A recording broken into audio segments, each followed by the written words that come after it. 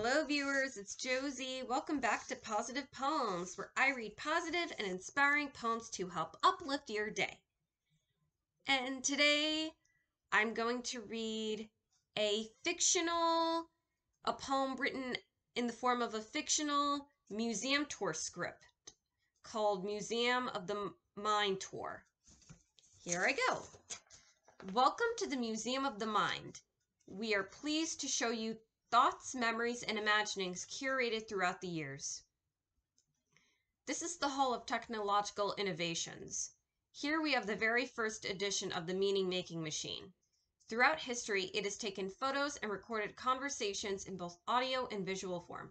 Thoughts have collected in the form of dust on the machine's body. The museum goers try to write messages in the dust. Here's the very first broadcast satellite thought tower. If you're wondering how these structures work, thoughts are thought up and then sent out as satellite messages broadcasted into the universe. In turn, messages from other satellite thought towers are broadcasted forward. This is the Hall of the Seven Mirrors, all of which are portals that intersect. All of these mirrors reflect off of one another, you see.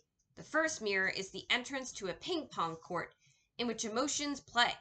Fear plays against fear. Anger plays against anger. Joy plays with joy. The second mirror is shaped like a cell phone. You walk onto a racetrack simulation with cars trying to run you over. Immediately, you see irritating clickbait article headlines flying above your heads like blimps or zeppelins. You see ex-significant others, ex-friends, mean teachers, trolls from chat rooms, Twitter, YouTube, etc. Quotes from these chat rooms and live stream chats are hung up on the walls. The third mirror is a window into a petting zoo where the animals on display are lost little lambs. Right by it is an antique store selling toys akin to those you've played with as a kid. There's also a movie theater screening your favorite childhood classics. Many museum goers pet these creatures, wishing they can have them as their own. The fourth mirror is a door to a strip with several attractions. So many options to choose from. A bar with a TV that plays sports as well as a pool table.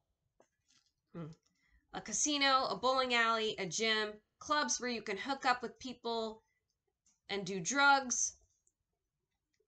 An inn with bedrooms for you and whatever short-term partner with you at the moment. On the club floor, fear, dressed up as euphoria, dances with excess. It reaches a point where it shakes the floor, causing it to break. You fall under the floor bed, and you have or witness arguments between spouses, significant others, siblings, friends, parents, and more. You reach out your hand, and these people disappear, wishing you can grab them back out of thin air. The fifth mirror is a door to your old home. Your parents there, of course. They remind you to do chores like taking out the trash, washing the dishes, doing laundry, and obviously your homework. From there on, the bus comes to take you to school. There are teachers you like and teachers you don't like.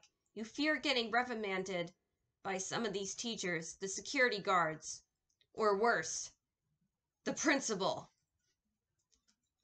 You get home from school and your parents have the news on. At the dinner table, your parents talk about their financial troubles and how the governmental authorities failed us. Like you even saw them as God anyway. The sixth mirror is a pitch dark portal into a series of dangerously challenging obstacle courses. You stumble down a spiral staircase composed of all your negative thoughts.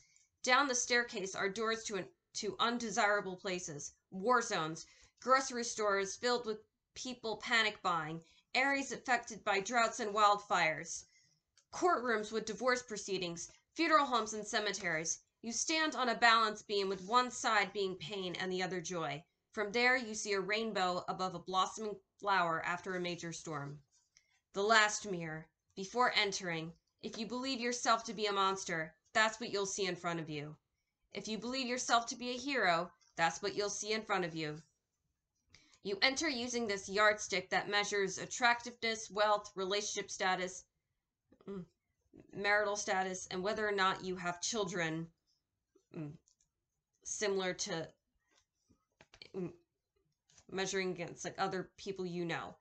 Inside here is a circus. Meet our special performers. They're very friendly and theatrically talented. You may hug and shake hands. You have new friends. Now we walk into the Mental Pictures exhibit, which is basically 4 very different theaters with corresponding art and photo galleries outside of the doors to the theaters. First, this is the Hall of the Best Memories. As you can see, they're shot in the most vibrant Technicolor. That Walt Disney World trip, that Universal Studios trip, summer cruises, fun times at summer camp, all of your school graduation ceremonies, simple quaint dinners, whether solo or with family or friends, funniest conversations you ever had, reading uplifting books, watching funny and or feel-good uplifting movies solo or with family and or friends. Now we enter the Hall of Worst Memories. Times you didn't do so well on tests as you wanted to, rejected by crushes, the movies you were rooting for not getting nominated for Oscars, the nominated movies you were rooting for losing at the Oscars, the sports team you were rooting for losing major games, tripping and falling on stuff, losing and misplacing items. The most explosive of arguments. Quotes from these arguments are even hung up on the gallery walls. Now we enter the Hall of Imagination A. Your 3 worst fears are depicted. Your loved ones abandoning you, you getting betrayed by your loved ones and the world at large, and you not being worthy. Lastly, we enter the flip side, Hall of Imagination B. On display here are postcards from everywhere on the bucket list. As you see, there are photos of you touching the sand and water of an Australian beach inlet. Here are some photos from different film festivals. Also on display here are lists of your favorite books, movies, and musical artists. Photos of you with family and friends. Oh, I forgot to mention, the theater here screens the most inspiring tales written by, directed by, and starring you. Also here is a mural of your artwork.